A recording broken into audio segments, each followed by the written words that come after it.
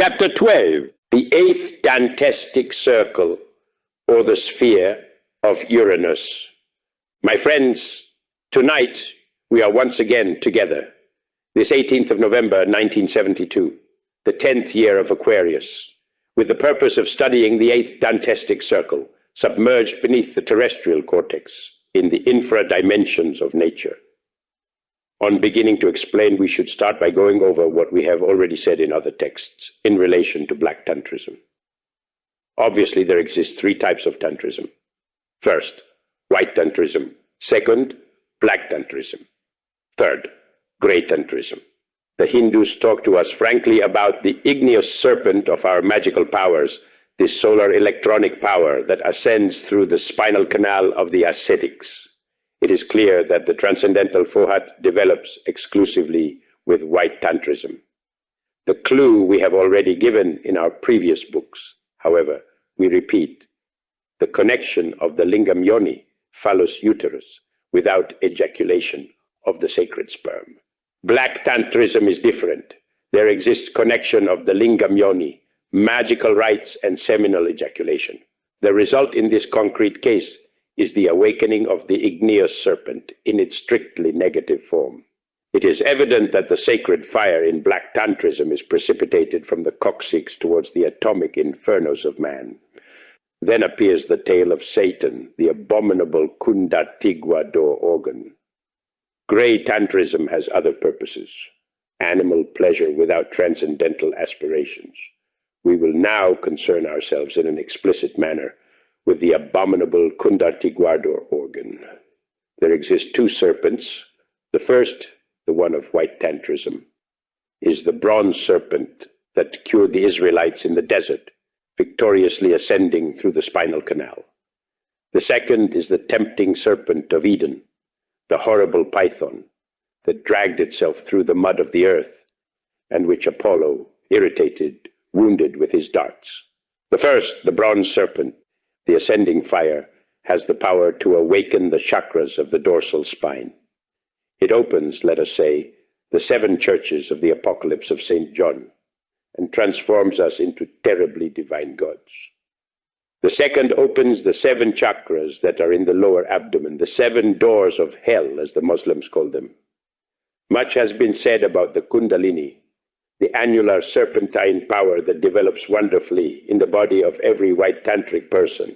However, we only affirm that no one can enjoy the powers of the luminous serpent without having been devoured by the same. Now I will explain, friends and brothers of the Gnostic movement, the reason for which the adepts of India have been qualified as Nagas, serpents, the great hierophants of Babylon, Egypt, Greece, Chaldea, etc., etc., were called serpents themselves. In serpentine Mexico, Quetzalcoatl, the Mexican Christ, was devoured by the serpent, and because of this received the title of flying serpent. Wotan was a serpent because he had been swallowed by the serpent. It is obvious and manifest that the profound marriage, the integral fusion of the Divine Mother with the Holy Spirit, that is the igneous serpent of our magical powers, with Shiva, the third Logos, the arch-hierophant and arch-magician, is only possible when we have been devoured by the serpent. Then comes gloriously the resurrection of the secret master within us here and now. I now invite the whole audience to listen to, and all the Gnostic movement in general, to an in-depth reflection on the antithesis. It is unquestionable that the horrible serpent, Python, is the negative and fatal opposite, the shadow, shall we say, the radical antithesis of the serpent of light. Undoubtedly, in the abyss, truth disguises itself with darkness. If in the superior dimensions of nature and of the cosmos, we are devoured by the bronze serpent that healed the Israelites in the desert, obviously in the eighth Dantestic circle, the condemned are devoured by the horrible tempting serpent of Eden. Then they become poisonous, frightfully malignant vipers.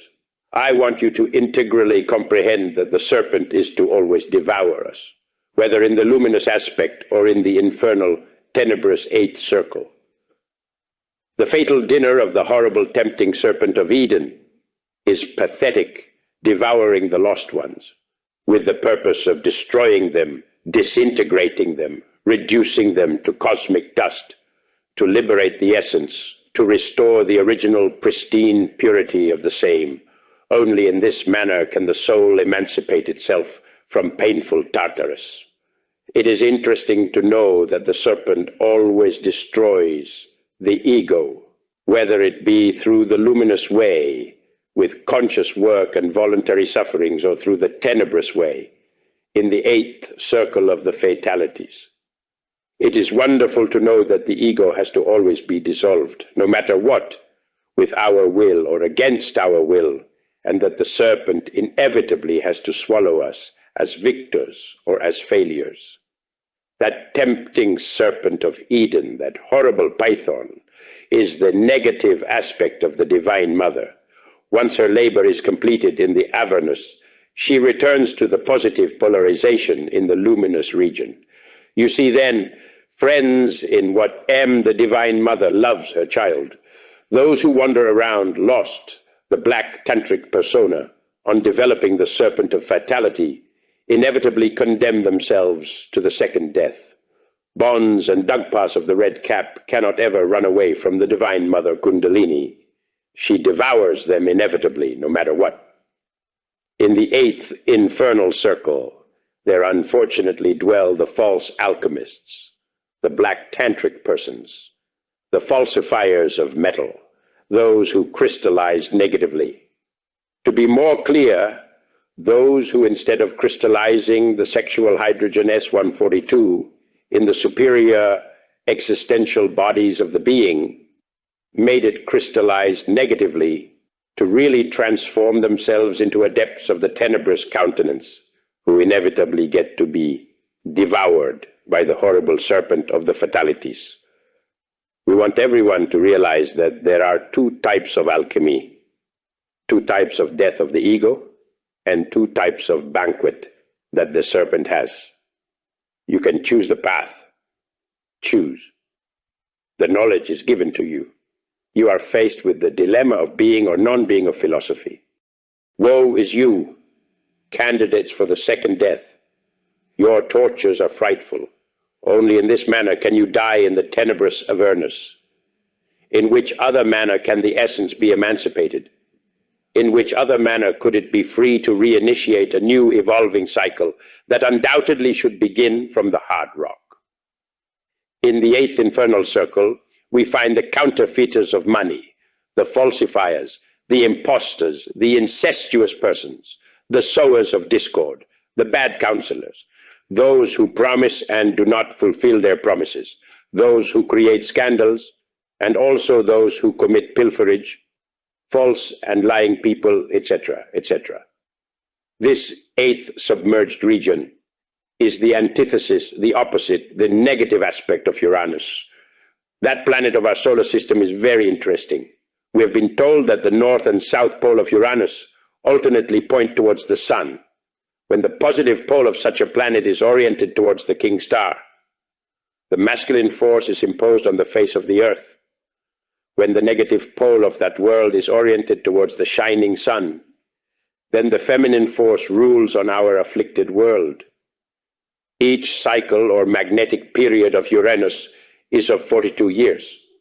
In this manner, men and women alternate their command here on earth in cycles or periods of 42 years. The complete period of Uranus consists of 84 years, 42 years of the masculine type, and 42 years of the feminine type. Let us observe well the customs of people, the history, and we will see intensive epochs of masculine activity, such as piracy, for example, when all the seas of the earth were full of corsairs and epochs. Observe the present, or observe the period in which the Amazons established their lunar cults and governed a major part of Europe, making the world shake. After each masculine cycle, there then follows a feminine cycle, and vice versa. Everything depends on the polarization of Uranus and on the type of energy that comes from that planet to Earth. It is good to know, for the good of the great cause, that Uranus governs the sexual glands. We need to integrally comprehend that Uranus governs the feminine ovaries. This planet, as ruler of the new era of Aquarius, brings a complete revolution to our afflicted world. It is then not surprising that in the submerged region of Uranus, beneath the cortex of the Earth, the sexual aspects of the definitely lost ones are defined, and the tempting serpent of Eden swallows the fallen ones to begin the destructive process on a great scale until it concludes with the second death. In our previous book, titled The Three Mountains, we said that in the submerged mineral kingdom of the planet Uranus, the initiate has to disintegrate the bad thief, Cacus, or Gestas, as it appears in the Christian gospel agate, or Demas, the good thief, is that inner power that from the depth of our being steals the sexual hydrogen, site 12, for our own inner self-realization. Cacus, the bad thief, the horrible Gestas, is that tenebrous, sinister power that steals the creative energy for evil. It is not superfluous to inform you that the abominable Kundartiguada organ, the result of the bad use of the creating energy stolen by Cacus, does not only develop in the black alchemists or tenebrous tantric ones, but also in the decidedly lost ones, although the latter never had any magical knowledge. Moving on to the antithetical sphere of Uranus in the abysmal depths of the planet Earth, by the law of contrasts and the law of analogy of the opposites and of simple correspondence, the horrifying Cacus should also be destroyed. You see then, ladies and gentlemen, these luminous and tenebrous antithetical aspects, in which manner they correspond and in which manner they develop. Question: Master, is the tempting serpent of Eden the same sacred serpent? Answer: My dear fratres, your question seems to me very interesting, and I hasten to answer. It is clear that in the Avernus, the truth disguises itself in darkness. It is rather surprising to know that the snake can polarize itself in a positive or negative manner. This means to say that the tempting serpent of Eden, although being the tenebrous contrast of the serpent of light, is undoubtedly the negative polarization of the bronze serpent that healed the Israelites in the desert. It is surprising to know that the radiating serpent polarizes itself in this fatal manner, and this invites us to comprehend that it does so for the good of its own child, to destroy in the Avernus the infrahuman elements that we carry within and free us from the frightening clutches of pain. This is how the love of every divine mother is. Question: Dear Master, as it is evident that the majority of the inhabitants of this planet do not practice neither the white tantrism nor the black, but practice the gray tantrism, which is sexual practice with the ejaculation of the ens seminis and without any transcendental desire, I ask you if all these masses automatically enter the 8th Dantestic circle, just as those who practiced black tantrism. Answer: Distinguished gentlemen, your question is very intelligent, and I want you to understand my answer. It is good for you to know that every great tantrism inevitably becomes black. When one descends to the Avernus, one awakens negatively. This fatal awakening is due to the development of the abominable Kundartiguada organ. It is then urgent to know that every fornicator, although B does not know black tantrism, is in fact tantric and inevitably comes forth as a tenebrous personality with the tempting serpent of Eden completely developed. Question: Master, when you talked about the second infradimensional circle, you explained to us that there is where the fornicators dwell, and only to clarify the concept, I wanted to know what difference there is between the fornicators that inhabit the circle of Mercury and those that enter the 8th Dantestic circle. Answer: Friends, lust is the root of the ego, of the I, of the myself, of the oneself. This invites us to comprehend that lechery, fornication, unquestionably exists in each of the 9 natural infradimensions beneath the geologic cortex of our world. However, there is a difference in all of this. In the submerged sphere of Mercury, the frightening Kotliku, or Proserpine, the tempting serpent of Eden, does not yet devour her children. Only in the submerged 8th region does she have the frightful banquet. Now we see why the Florentine Dante saw in the 8th circle millions of human beings in pieces, bleeding, tearing themselves with their nails and with their teeth, decapitated, etc. It is ostensible that in such a submerged region, the process of ossification, crystallization, mineralization, and the destruction of all ego begins. Question. Venerable Master, the narrative that you have told us is truly impressive about the love of the Divine Mother, that whether it be in the aspect of light or of darkness, she frees her child. The essence, inclusive through the most painful manner within the entrails of the earth. How is it possible that many black magicians, with awake consciousness, knowing the pain that they have to go through, persevere on the path of black tantrism and the second death? Answer. Distinguished gentlemen, it is good that everyone here present know that some awaken for the light and others for the darkness, as I have said in past books. However, there exists a radical difference among those who awaken positively and those who do it in a negative M. Undoubtedly, the lost ones. Those who have awakened in evil and for evil, although knowing that they should involute in the entrails of the world until the second death before achieving the restoration of the original pristine purity of the psychic matter, do not repent of the path that they have chosen, because they have made of their involution and of the fatal wheel of samsara a religion, a mystique.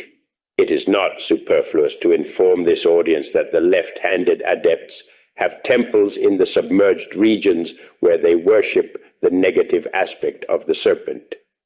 Certainly, those infrahuman beings are never unaware of the luck that is reserved for them. They even wish to hasten it so as to emancipate themselves and go out free into the light of the sun, with the purpose of once again beginning a new evolution that will begin once more, as I have said, with the hard rock and continue with the vegetable and animal state until one has reconquered the state of intellectual humanoid. When one talks with Yahweh, one can clearly evince that the lost ones hate the solar logos and that they are plainly convinced in love with the wheel of samsara, vicious and fatal circle. Question. I do not understand, Venerable Master, how it is possible that an inhabitant of this submerged infradimension of the 8 Dantestic circle, whose essence is bottled up in the tremendous eye of lust, can even superficially awaken consciousness, since for this to happen, the essence should be free of ego. Answer, distinguished gentlemen, I repeat what I have said before, that some awaken for the light and others for the darkness. On reaching this point of our talk tonight, we will cite a verse of Daniel the prophet. Let us look at the Bible, Daniel 11:12. And many of them that sleep in the dust of the earth shall awake, some to everlasting life, and some to shame and everlasting contempt. And they that be wise shall shine as the brightness of the firmament, and they that turn many to righteousness as the stars for ever and ever. But thou, O Daniel, shut up the words and seal the book, even to the time of the end. Many shall run to and fro, and knowledge shall be increased. Since we are already in the times of the end, and since science has scandalously increased, it is convenient to take the seal from the book and clarify the prophecy. I repeat, the abominable Kundartiguador organ has the power to awaken the consciousness of those who enter the abyss, where only crying and the gnashing of teeth are heard. We can then awake consciousness in a positive and luminous manner through the dissolution of the abominable Kundartiguador organ. Everyone can choose his path. The prophecy of Daniel has been declared. Question.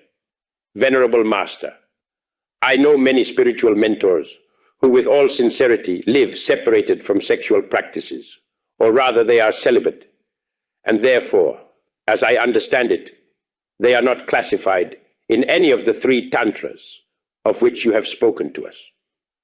Perhaps these persons will not enter this region of Avernus. Answer.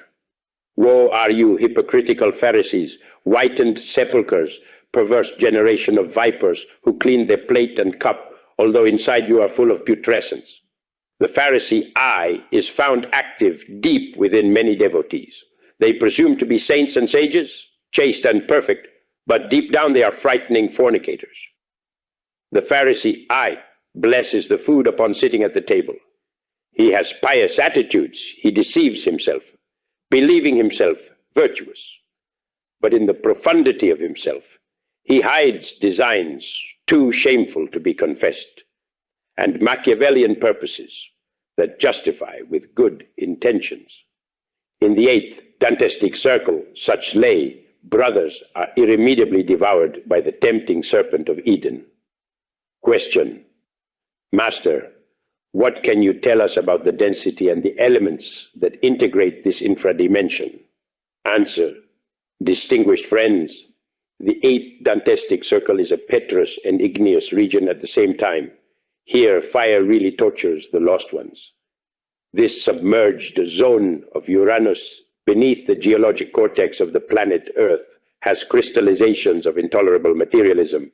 It is not superfluous to remember with surprising complete clarity that in the mentioned zone, each atom carries in its interior 768 atoms of the sacred absolute sun. In this manner, then, each atom of the latter is terribly dense, and therefore it is not strange that in this region materialism is even denser than in the 7 previous circles. An equal number of laws, 768, control all the activities of the infernal 8th circle, and because of this, life in this submerged zone of the Avernus is too complicated and difficult. Therefore, the sufferings intensify terribly in the tenebrous zone of the negative aspect of Uranus below the epidermis of the Earth. Chapter 13. The 9th Dantestic circle, or the sphere of Neptune. Dear friends, gathered here tonight, we intend to study the 9th Dantestic circle with the purpose of going deeper into this matter. We have arrived through these talks at the very center of the Earth, which is of a frightful inertia, since it is the very nucleus of our planet. On reaching this part, Dante, in his Divine Comedy, cites the spear of Achilles. We have been told that such a spear, if, in the beginning, it hurt and caused harm or bitterness, afterwards it became a true blessing. This comes to clearly remind us of the spear of Longinus, with which the Roman centurion wounded the side of the Lord. This spear held by Parsifal, the wonderful hero of the Wagnerian drama, came to heal the side of Amfortas. In our past texts, we already spoke in a concrete manner on this weapon of Eros. We then said that such a spear is of a phallic type that, wisely handled, can be utilized for the disintegration of the pluralized I. The fact that Dante precisely mentions the spear of Achilles in the 9th sphere is notorious, and this is something that should make us meditate. It is convenient to remember that the holy spear is the very emblem of the phallus, where the beginning of all life resides, the transcendental sexual electricity with which we can disintegrate, reduce to cosmic dust, the pluralized I. In this talk, I want to also cite the Holy Grail, that divine cup, or miraculousé, in which the great Kabir Jesus drank at the Last Supper. It is clear that such a jewel is the living symbol of the uterus or divine yoni of the eternal feminine. Since we have entered into the topic of the 9th sphere, we cannot forget in this talk to mention the chalice and the spear of the great archaic mysteries. In the 9th sphere, the involuting creatures definitely disintegrate. What happened to Nimrod and his Tower of Babel? What will happen to the modem fanatics of such a tower? In vain they will attempt to assault the sky with their rockets. The cosmic journeys are not permitted to intellectual animals. To attempt it is sacrilege. Such trips are exclusively for the authentic, legitimate, and true man, after the great catastrophe that is near. The intellectual rascals of the Tower of Babel will enter the infernal worlds to be reduced to cosmic dust in the ninth sphere. And what of Ephialtes? He managed to move the incarnated gods in ancient Atlantis. However, he was reduced to dust in the ninth Dantestic circle. What of Briareus? He, of the 100 arms, living allegorical representation of the lords of the tenebrous countenance that in other times inhabited the submerged Atlantis. In the ninth infernal circle, or the circle of Neptune, he was dissolved, becoming the dust of the earth. In this submerged Neptunian zone, the traitors are reduced to dust. Woe to Brutus, Cassius, and the interior Judas of each living being. And what of you, Alberigo de Mandredi, Lord of Faenza? Of what use were your good intentions, and having entered the order of the joyous brothers? The divine ones and humans know very well the horrible crime that you committed. Was it not you who murdered your relatives in the middle of the feast? The legend of the centuries says that while pretending to reconcile with them, you caused them to be murdered at a famous banquet. Precisely at the end, in the very instant when the dessert was being served. However, you continued living. This is how it appeared to people. However, in reality, you entered the ninth infernal circle in the very moment of carrying out the transgression. Who remained inhabiting your body? Was it not a demon? Woe to the traitors! Woe to those that commit similar crimes! They are judged immediately by the tribunals of objective justice and sentenced to death. The cosmic executioners carry out the sentence, and such unfortunate ones immediately disembody, going to the ninth Dantestic circle, even though their physical bodies do not die, since it is known that any demon replacing the traitor remains inside the body, so that the karmic processes of such persons or relatives are not altered, which in one form or another are related to such perverse personalities. Although it appears incredible, actually there are many living dead that wander on the streets of cities, whose true owners now live in the infernal worlds. Question. Venerable Master, if the essence bottled up in the pluralized I is what transmigrates to the infernal worlds, this replacement of which you talk to us about means that perhaps another essence takes over the body of the living dead. Answer. Friends, I repeat, any demon can replace the ex-owner of the body. There can also exist the case where the demon, who remains the owner of the situation, master and lord of such an abandoned vehicle, is one of the less harmful demons that formed part of the ego that was precipitated to Avernus. In this manner, then, the judges of celestial justice condemn transgressions of high treason with the penalty of death. Question. Master, what is meant by A of high treason? Answer. Friends, there exist many genres of treason, but there are some so grave that they are paid immediately with the penalty of death. The action of inviting such and such a person to a banquet and then murdering them in the same banquet, arguing such and such a motive, is a very grave crime that cannot be paid in any manner. In this case, the traitor disembodied immediately, and his body remained in the hands of some demon.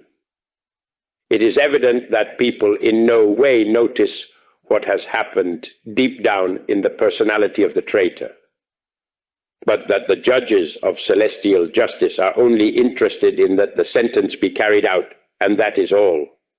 Question. Master, I do not fully understand this matter regarding the essence, since I do not comprehend how the demon that replaces the ex-owner of the body of the traitor has a physical life while lacking essence. What does Master G tell us about this? Answer. Master G says that there are many people on the streets existing only with personality, but lacking essence, that is, who wander around alive, but however, they are dead. Friends, there comes to mind that verse that says, "Not dead are those who, in the sweet calm of peace, enjoy the cold tomb. Dead are those who have the soul dead and who still live." The demon that replaces the owner of a body can no longer have essence of any type. And with this, my explanation is completely clear. These are the cases of those without a soul cited by HPB in her secret doctrine. I am not the first one to mention this matter, nor the last, but I am the first to clarify it totally. Question. Venerable Master, could you give us an explanation regarding what you previously said related to the cosmic executioner? Answer. I see in the audience a Gnostic instructor who has asked his question very sincerely. The tribunals of objective justice, to differentiate them from the subjective justice of this vain world in which we live, have under their services cosmic executioners. In these moments there come to mind two very famous ones who worked in the ancient of the Pharaoh. This type of executioner acts according to the great law, and they are beyond good and evil. They have power over life and death. I remember with complete meridian clarity something unusual that occurred to me in my present existence. After having concluded all the esoteric initiatic processes, I was subjected to many tests, but there was one that I always failed. I want to refer in an emphatic manner to the sexual problem. In that time, many years ago, the inevitable always happened to me. I failed in decisive moments, and I would unfortunately swallow the apples of the garden of Hesperides. In the physical world, I kept the most absolute chastity. The disaster always occurred to me out of the body in the superior worlds. In the presence of many ineffable ladies, I would fail. Over and over again, I would succumb to the immodest processes of Gundrigia, Kundri, Salome, the seductive Eve of Hebrew mythology. The grave thing about this case is that, although having emerged triumphant in all previous esoteric initiatic tests, these failures had come to happen to me precisely at the end of the mountain of initiation. My case was truly lamentable, and in all those scenes of an erotic type, under the tree of science of good and evil, I was not the owner of myself. A demon would enter my mind, would take over my senses, would control my will, and in this way I would unfortunately fail. I suffered the unspeakable, the wound of Amfortas bled on my side, and the remorse was terrible. It happened at last that one day, mortally wounded at the bottom of my soul, I appealed to my divine mother Kundalini, asking for help, and this help was granted immediately. One night, my adorable mother took me out of the physical body and took me before the tribunals of objective justice. Great was my terror when I saw myself in the presence of the judges of the tribunal of karma.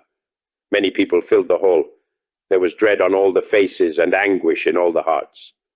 I advanced some steps into the room of truth justice. The judge opened the book and read Crimes Against the Goddess Moon, Adventures of Don Juan, the epoch of the medieval troubadours and of the knights errant and feudal cities. Then in a loud voice, he pronounced the sentence of death and ordered the cosmic executioner in an imperial manner to carry out the sentence immediately. I still remember the unspeakable terror of those instants. My legs trembled in the precise moment when the executioner unsheathed his flaming sword and directed it in a menacing manner towards my defenseless person. In those seconds that seemed to me centuries of torture, there passed through my mind all the sacrifices for humanity, my struggles for the Gnostic movement, the books I had written, etc., etc., etc. And I said to myself, and this is the fate that now awaits me? I have suffered so much for humanity. Is this the reward that the gods give me? Suddenly, I feel that something moves and agitates itself violently in my interior, while the executioner directs the tip of the sword towards me. Then I see with mystical surprise a lustful, terribly perverse demon that, on coming out of my body through the dorsal spine, takes up the form of a horse that neighs. The executioner now directs his sword towards the malignant beast, and the latter is stuck head first at the bottom of the black precipice. His legs and tail remain pointing upwards, and finally the whole body of that frightful abomination penetrates totally beneath the epidermis of the planetary globe, to become lost among the tenebrous entrails of the Avernus. In this manner, my friends, I became free of that lustful I that I created in the Middle Ages, when I wandered like a fallen bodhisattva on regal horses, on the cobbled roads, from castle to castle, on the lands of feudal lords. I felt happy once, free of this abomination of nature. I never failed in the sexual tests again. I was the master of myself, and I was able to continue on the path of the razor's edge. Here, then, ladies and gentlemen, is the great good that was done to me by the cosmic executioner.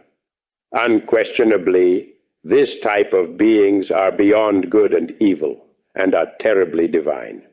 In no way do I want to be a demagogue. I do not mean because of this to praise not even remotely the infamous executioners of subjective justice, of earthly justice, of that vain justice that is bought and sold. I am referring exclusively to sacred individuals of objective justice, of celestial justice, and this is radically different. Question: Master, at the beginning of your impressive narration on the being that entered the 9th Dantestic circle, you referred to actual constructors of the Tower of Babel, and mentioned men of science that send rockets into space. Can you clarify what these sages of modern science are guilty of? Answer: Distinguished gentlemen, with great pleasure, I hasten to answer your question. Ancient texts of ancient wisdom say the titans of submerged Atlantis wanted to assault heaven, and they were precipitated into the abyss. I want you, ladies and gentlemen, to be fully aware that the sages of the 20th century are not the first ones to send rockets into space, nor are they the only earthlings that have even been able to send astronauts to the moon. Nimrod and his followers, the fanatics of the Tower of Babel, inhabitants of submerged Atlantis, created better rockets, powered by nuclear energy, and sent men to the moon. This is something I know. I saw it, and I give testimony of it, because I lived in Atlantis. I still remember an airport of the submerged continent, many times from a neighboring restaurant, Caravansin or Asana. I saw many ships depart among the shouts of enthusiasm of the excited masses. Where did all of that lead to? What happened to the Titans? Now we can only find dust in the 9th infernal circle. Friends, sirs, do not forget that space is infinitely sacred, and that therefore interplanetary navigation is controlled by very severe cosmic laws. The error of these modern followers of the Tower of Babel consists precisely in the self-sufficiency. These learned ignoramuses, these know-it-ales, start from the mistaken principle that they are already men. They do not want to become aware. Then they have still not arrived at such a stature.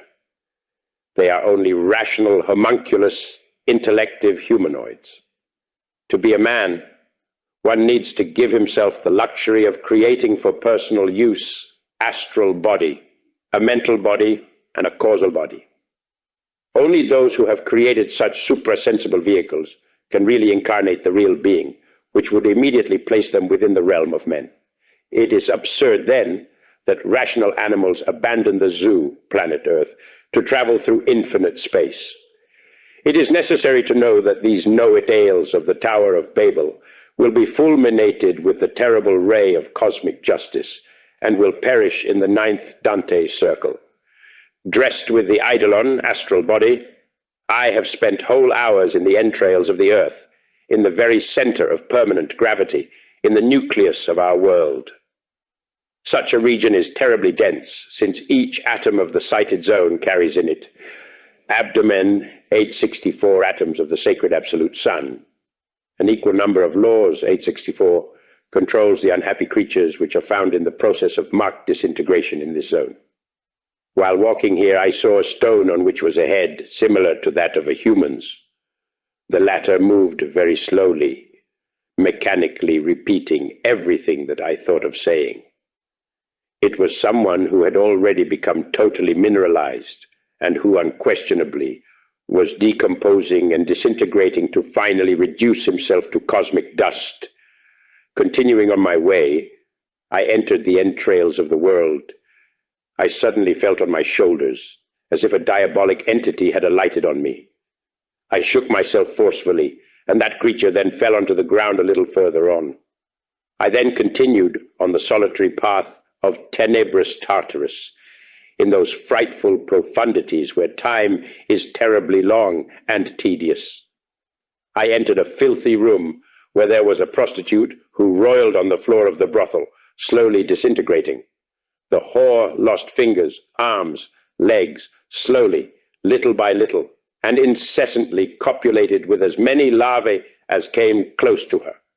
I came out of there, of that horrible bedroom, terribly moved. Lastly, something unusual happened. I saw a pair of witches, dressed in black, who floated slowly over the floor, towards the kitchen. There these witches prepare their brews, their potions, their spells, to cause harm to other unhappy ones of tenebrous tartan time passes by, and I begin to feel tired of such gross materialism. I wished to come out of it then, to climb to the surface of the earth, to once more see the soft light of day. My aspiration is not in vain. I am soon helped, and my real being once more takes me out of those abysses, to contemplate once more the lovely mountains, the profound seas, the light of the sun, and the twinkling stars. Friends, remember the city of Dante, the ninth infernal circle? There those who have involuted in time exhale their last breath. Lucifer, Prometheus, the adversary, that vile worm that pierces the heart of the world, had the most beautiful face, although he is now found chained to the fatal rock of impotence. Let us not think of a dogmatic Lucifer, but of the interior Lucifer of each person, that reflection of the Logos that is found within the inner depth of each person. It is said that he cries with 6 eyes, and this number invites us to reflection. 666 is the number of the great whore, and on adding the numbers we have the result as 18. Continuing with new additions, we would arrive at the following synthesis: 1 plus 8 = 9, the ninth sphere, the ninth Dantestic circle. Lucifer, then, is that revolutionary force that is found in the depth of our sexual system, and which, handled wisely, can transform us into gods. With whom shall I compare those who do not know how to handle the luciferic force? Possibly to the apprentices of electricity or the unwary, who, not having such a profession, ignoring the danger, dare to play with high-tension electrical cables. Undoubtedly they are fulminated and precipitated into the abyss. The negative aspect of Lucifer Prometheus leads us inevitably to failure, and because of this, it is said that he is the adversary that dwells in the heart of the world. The antithesis of Lucifer, or the superior aspect of the same, is the solar Logos, the cosmic Christ. Lucifer is the ladder to descend to the Avernus and the ladder to ascend. Comprehension is indispensable. Remember that our motto is thelema, will. It is necessary to learn to distinguish between a fall and a descent. We need to descend to the ninth sphere, S, to fabricate the superior existential bodies of the being, or to dissolve the ego.